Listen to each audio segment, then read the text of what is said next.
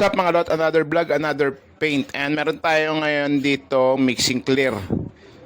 So yung mixing clear na yan, nahaluan natin yan ng chameleon powder. Yung chameleon powder natin, 10 grams. Ayan, ihahalo na natin siya dyan sa mixing clear. Tapos halu-haluin lang natin, makikita nyo yung ganda niyan habang hinahalo natin, no? So abangan natin mga lot kung anong kulay ang chameleon powder na yan at kung ilang kulay lalabas dyan. So ibubuga nga pala natin yan sa PCX 160, no, na naka-champion weight na. So na-base ko na rin siya ng white. Ibubuga na lang natin yang chameleon mga lot. Then pagtapos niyan, syempre patutuyuin natin. Pagtapos natin ibuga yan mga lot, ita-top coat natin yan. So gawin natin ngayon mga lot, ibuga muna natin yan saka para makita natin yung finished product niyan mga lot.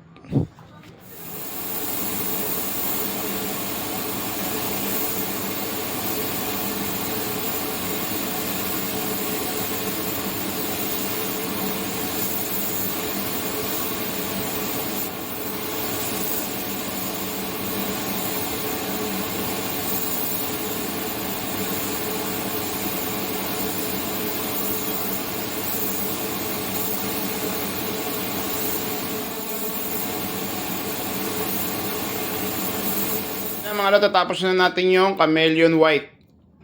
Yan. So kung papansin nyo, tatop coat na lahat yan, no. Tapos ito yung chameleon white natin mga lot. Ayan, no. Oh, kita nyo, tatlong kulay lumalabas dyan mga lot.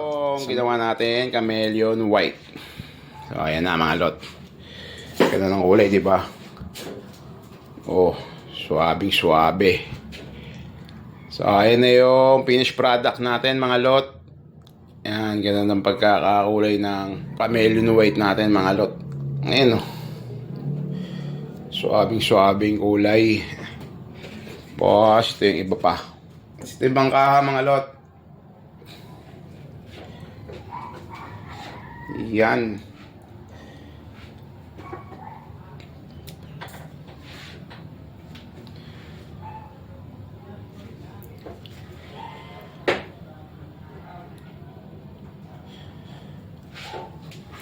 Yan. Tingnan natin tong isa.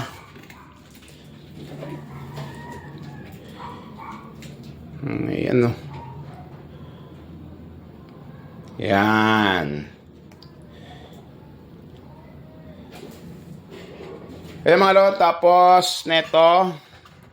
Gagawin natin dito mga lot. Abangan natin itong makabit. Para makita natin yung kabuuan nito. Tapos yung inner nga pala nito mga lot, pininturahan ko din yung inner nito.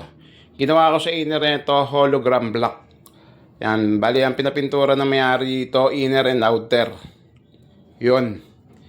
O, tingnan natin yung kalalabasan nito pagka nabuo na natin tong chameleon white na ginawa natin mga lot. Yan, sana nagustuhan nyo yung kulay ng chameleon white natin mga lot, no. Ayan, no. Yun, so salpak na natin to mga lot para makita na natin.